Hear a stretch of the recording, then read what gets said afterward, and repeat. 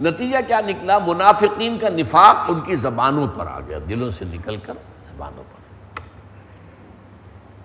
کیا کہا انہوں نے؟ قرآن میں آیا ہے سورہ احزاب میں، ما وعدنا اللہ ورسولہ الا غرورا، ہمیں تو اللہ اور اس کے رسول نے جھوٹے سبز باغ دکھا کر جھوٹے وعدے کر کے مروا دیا۔ اللہ کے رسول نے تو کہا تھا کہ قیصر و کسریٰ کے خزانے تمہارے قدموں میں ہوں گے، اے سراقہ میں کسریٰ کے کنگن تمہارے ہاتھ میں دیکھ رہا ہوں، اور یہ کیا ہو رہا ہے؟ اب یہ ما وعدنا اللہ ورسولہ الا غرورا، تو جس نفاق کو وہ چھپائے ہوئے تو زبان پر۔ اس کے برعکس اسی کیفیت، سچویشن از دی سیم، لیکن ریئیکشن یا رد عمل کس قدر مختلف ہے۔ وَلَمَّا رَأَى الْمُؤْمِنُونَ الْأَحْزَابَ، جب اہل ایمان نے دیکھا ان لشکروں کو چاروں طرف سے گھیر کر پڑے ہیں، قالوا هَذَا مَا وَعَدَنَا اللَّهُ وَرَسُولُهُ، انہوں نے کہا یہی تو ہے جس کا وعدہ کیا تھا ہم سے اللہ اور اس کے رسول نے۔ اب ان کے سامنے وہ آیات تھی جن میں اللہ نے کہا تھا ہم آزمائیں گے تمہیں، وَلَنَبْلُوَنَّكُمْ بِشَيْءٍ مِّنَ الْخَوْفِ وَالْجُوعِ وَنَقْصٍ مِّنَ الْأَمْوَالِ وَالْأَنفُسِ وَالثَّمَرَاتِ، یہ تو مدنی دور کے شروع میں کہہ دیا تھا، تیار ہو جاؤ، کمر کس لو، بڑے بڑے امتحانوں میں سے گزرنا پڑے گا، فقر و فاقہ سے آزمائیں گے تمہیں، جان اور مال کے نقصان سے تمہیں آزمائیں گے، جانیں دینی پڑیں گی۔ وَلَنَبْلُوَنَّكُمْ لازماً آزمائیں گے، بِشَيْءٍ مِّنَ الْخَوْفِ وَالْجُوعِ وَنَقْصٍ مِّنَ الْأَمْوَالِ وَالْأَنفُسِ وَالثَّمَرَاتِ وَبَشِّرِ الصَّابِرِينَ، اور اے نبی بشارت دے دیجئے صبر کرنے والوں۔ تو یہاں اہل ایمان کیا کہہ رہے ہیں؟ لَمَّا رَأَى الْمُؤْمِنُونَ الْأَحْزَابَ قَالُوا هَذَا مَا وَعَدَنَا اللَّهُ وَرَسُولُهُ وَصَدَقَ اللَّهُ وَرَسُولُهُ وَمَا زَادَهُمْ إِلَّا إِيمَانًا وَتَسْلِيمًا، اور اس کیفیت نے نہیں اضافہ کیا ان میں مگر ایمان اور تسلیم کا، ایمان کا اضافہ ہو گیا۔ اہل ایمان کا ایمان بڑھ گیا ہے، اہل نفاق کا نفاق ان کی زبانوں پر آ گیا۔ آزمائش کا یہ نتیجہ ہوتا ہے، امتحان میں کوئی فیل ہوتا ہے وہ پاس ہوتا ہے۔ عند الامتحان یکرم المرء او یہان، کہاوت ہے، امتحان کے موقع پر یا تو کسی انسان کی عزت کی جاتی ہے یا پھر وہ ذلیل ہو جاتا ہے، ناکام ہو گیا، فیل ہو گیا۔ اور آیت سنیے، یہ سورہ انفال کی آیت ہے،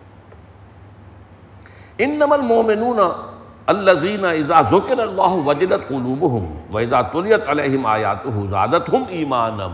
وعلی ربہم یتوکلون۔ حقیقی مومنین کا معاملہ تو یہ ہے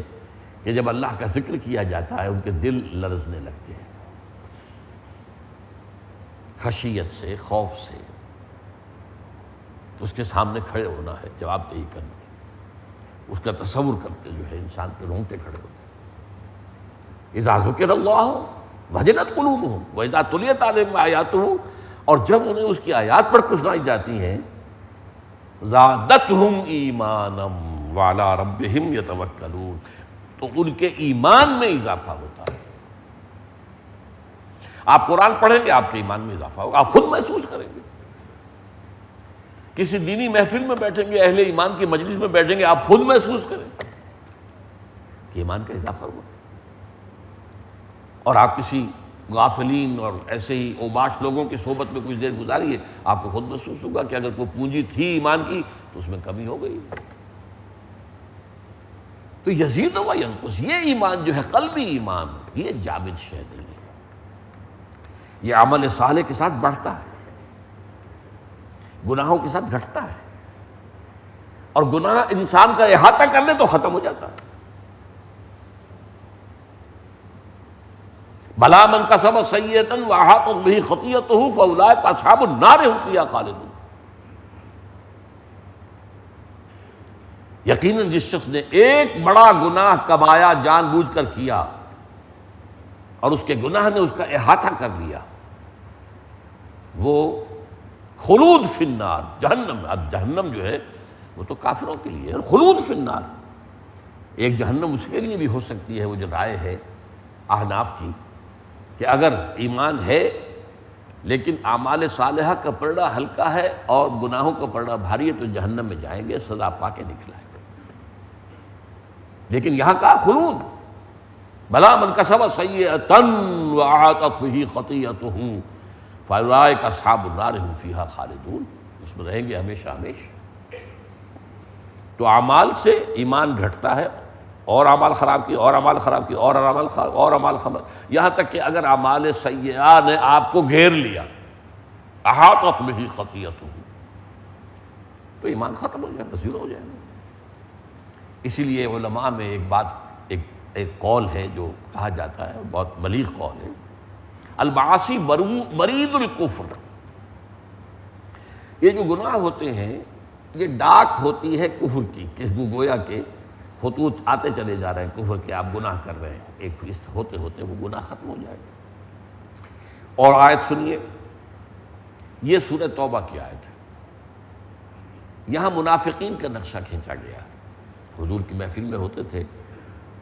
وَإِذَا مَا أُنزِلَتْ سُورَةٌ فَمِنْهُمْ مَنْ يَقُولُ أَيُّكُمْ زَادَتْهُ هَٰذِهِ ایمانا،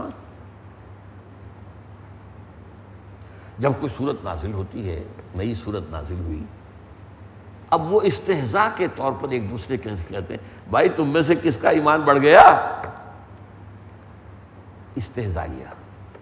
کیونکہ ان کے ایمان میں تو اضافہ ہونے کا سوال ہی نہیں، وہاں ایمان ہے ہی نہیں، اضافہ کس چیز میں ہوگا۔ وَإِذَا مَا أُنزِلَتْ سُورَةٌ فَمِنْهُمْ مَنْ يَقُولُ أَيُّكُمْ زَادَتْهُ هَٰذِهِ ایمانا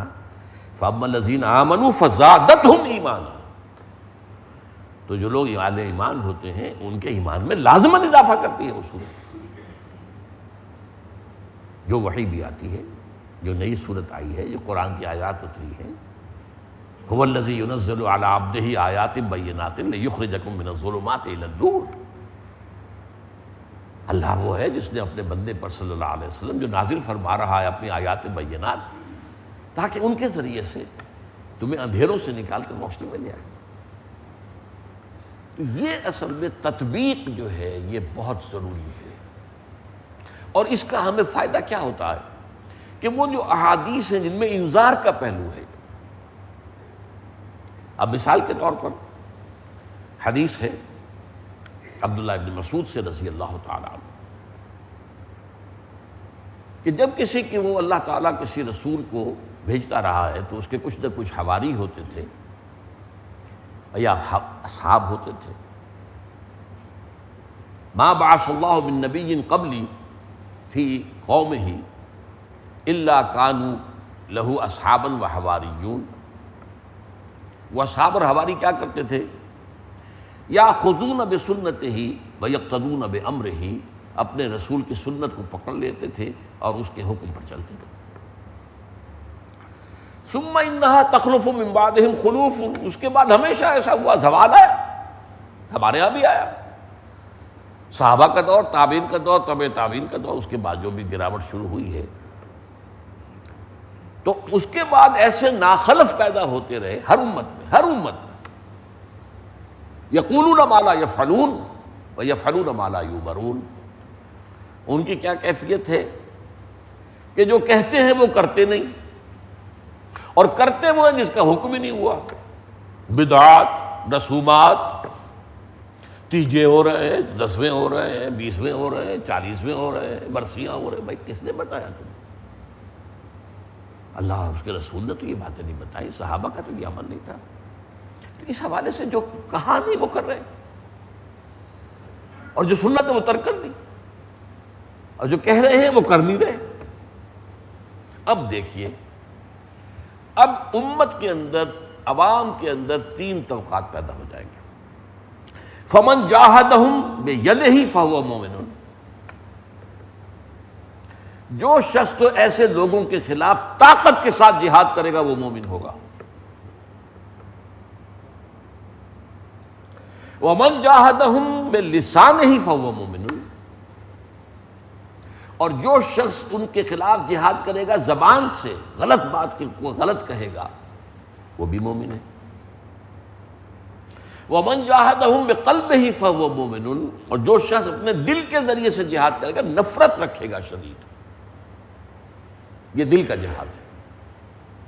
فہو مومن، وہ بھی ایک درجے میں مومن ہے۔ وَلَيْسَ وَرَاءَ ذَلِكَ مِنَ الْإِيمَانِ حَبَّةُ خَرْدَلٍ، اس کے بعد اگر نفرت بھی ختم ہو گئی تو پھر ایمان رائی کے دانے کے برابر بھی نہیں، یہ نفی مطلق ہو رہی ہے۔